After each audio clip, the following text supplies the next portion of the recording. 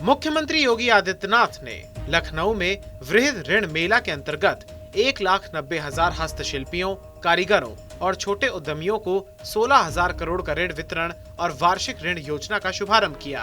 इस दौरान सीएम योगी ने कहा कि देश की सबसे बड़ी आबादी वाले राज्य में युवाओं के स्वावलंबन का विषय बहुत महत्वपूर्ण था। पहले की सरकारें केंद्र की योजनाओं में कोई रुचि नहीं लेती थी और आज 1,56,000 करोड़ रुपए के प्रोडक्ट्स एक्सपोर्ट हो रहे हैं। 2017 के पहले ये क्षेत्र पूरी तरह उपेक्षित था, मृतप्राय सा हो गया था। लोगों में हताशा थी, निराशा थी। और 2017 में जब प्रदेश में नई सरकार का गठन हुआ, तो उस समय हम लोगों के सामने यह भी एक चुनौती थी। उत्तर प्रदेश की उस समय बेरोजगारी की जो दर थी वो 18% से अधिक थी। देश की सबसे बड़ी आबादी का राज्य है तो सबसे अधिक युवा भी होंगे।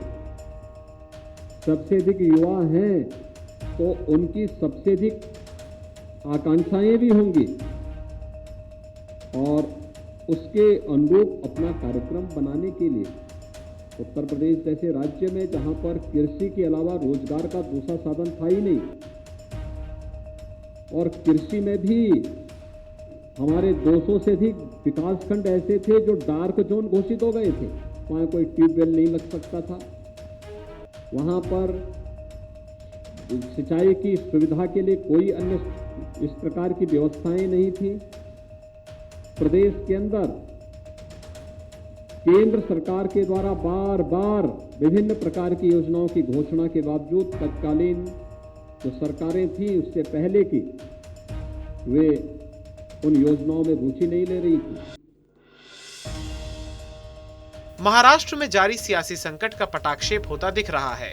आज भाजपा नेता देवेंद्र फडणवीस ने एकनाथ शिंदे के साथ संयुक्त प्रेस वार्ता की, जिसमें उन्होंने एकनाथ शिंदे के महाराष्ट्र का अगला मुख्यमंत्री होने की घोषणा की। इससे पहले दोनों नेताओं ने राजभवन में राज्यपाल भगत सिंह कोश्यारी से मुलाकात कर सरकार बनाने का दावा पेश कर दिया।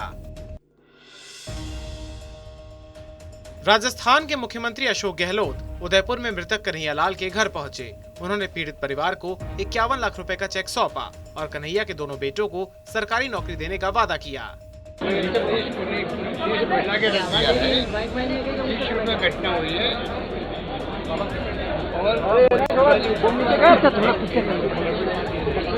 हमारी पुलिस ने पकड़ लिया।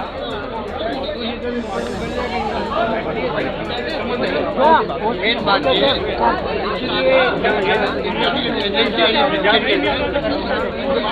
हाथ में ले लिया है। अब हमारी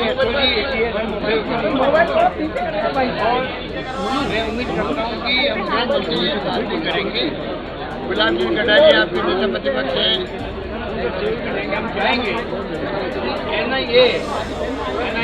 नहीं आप लोग हम चाहेंगे देश के अंदर एनआईए का बड़ा काम है, विस्तार का काम है और वो गरेज जाती है, टाइम लगता है।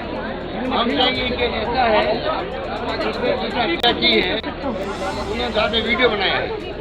इसका मतलब है चैनल गवाह खुद ही बन गए, भाई बेटे वो खुद ही है, उन्होंने वीडियो बनाया है।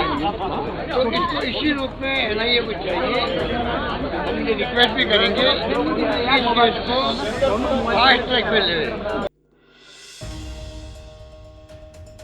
समाजवादी पार्टी के विधायक आजम खान की रामपुर में एमपीएमएलए कोर्ट में पेशी हुई। यतीम खाना प्रकरण मामले में कोर्ट में डिस्चार्ज एप्लीकेशन पर बहस हुई, जिसके बाद आदेश के लिए 5 जुलाई की तारीख तय की गई है। इस मुकदमे में आजम खान पर आरोप था कि उनके इशारे पर यतीम खाना बस्ती में रह रहे लोगों के साथ मारपीट, लूटपाट की गई थी और बुलडोजर चलाकर उनके घरों को ध्वस्त कर दिया गया था। उदयपुर हत्याकांड को लेकर यूपी के अलग अलग जिलों में आक्रोश जारी है। श्रावस्ती में वीएचपी कार्यकर्ताओं ने कन्हैयालाल के हत्यारों को सख्त सजा देने की मांग की। वहीं उन्नाव में बजरंग दल ने आतंकवाद का पुतला फूंककर कन्हैयालाल हत्याकांड को लेकर विरोध जताया और हत्यारों को फांसी देने की मांग की। प्रदेश में उदयपुर की घटना को लेकर किए जा रहे विरोध प्रदर्शन के बीच लखनऊ के परिवर्तन चौक में बजरंग दल के कार्यकर्ताओं और पुलिस के बीच नोकझोंक हो गई। तो वहीं कौशाम्बी में मंझनपुर मुख्यालय में विश्व हिंदू परिषद के प्रदर्शन के दौरान सैकड़ों कार्यकर्ता जुट गए। मौके पर सीओ सदर और मंझनपुर एसएचओ भी मौजूद रहे। उत्तराखंड के मुख्यमंत्री पुष्कर सिंह धामी ने राज्य सरकार के 100 दिन पूरे होने पर देहरादून में सूचना विभाग द्वारा तैयार की गई विकास पुस्तिका का विमोचन किया। इस दौरान उन्होंने कहा कि 100 दिनों में कई सारे काम किए हैं और कई योजनाएं प्रस्तावित हैं। उन सभी पर सरकार आगे बढ़ रही है। 100 दिनों में हमने बहुत सारे निर्णय लिए हैं, बहुत सारे निर्णय अभी आगे भविष्य में लेने हैं, बहुत सारे निर्णयों के लिए हमने प्रस्तावित किए हैं, कई सारी योजनाएं प्रस्तावित की हैं। उन सभी पर हम एक एक करके आगे बढ़ रहे हैं। सरलीकरण, समाधान और निस्तारण, ये 3 मंत्रों के आधार पर हमने कोशिश की है कि हमारा सारा, चाहे सचिवालय हो, सचिवालय में एक दिन 9 मीटिंग्स डे का दिन, सोमवार का दिन हम लोगों ने निर्धारित किया है, जिससे कि आने वाले जितने भी आगंतुक हैं, उन सभी आगंतुकों को हमारे जो अधिकारीगण हैं अपने अपने कक्षों में मिले और उनकी जो भी समस्याएं हैं या उनकी आवश्यकताएं हैं, जो भी कोई बात है, उस बात का निस्तारण करें। श्री कृष्ण जन्मभूमि विवाद मामले में शुक्रवार को सुनवाई होगी। 8 दावों पर सिविल जज सीनियर डिवीजन की अदालत सुनवाई करेगी। हाई कोर्ट ने लंबित प्रार्थना पत्रों के 4 महीने में निस्तारण के आदेश दिए थे। आजमगढ़ के नवनिर्वाचित सांसद दिनेश लाल यादव निरहुआ के बड़े भाई विजयपाल यादव की कार का बाराबंकी के सुबेया थाना क्षेत्र में एक्सीडेंट हो गया, जिसमें गाड़ी के परखच्चे उड़ गए। हादसे में विजयपाल यादव गंभीर रूप से घायल हो गए। हादसे के वक्त विजय लखनऊ से आजमगढ़ जा रहे थे।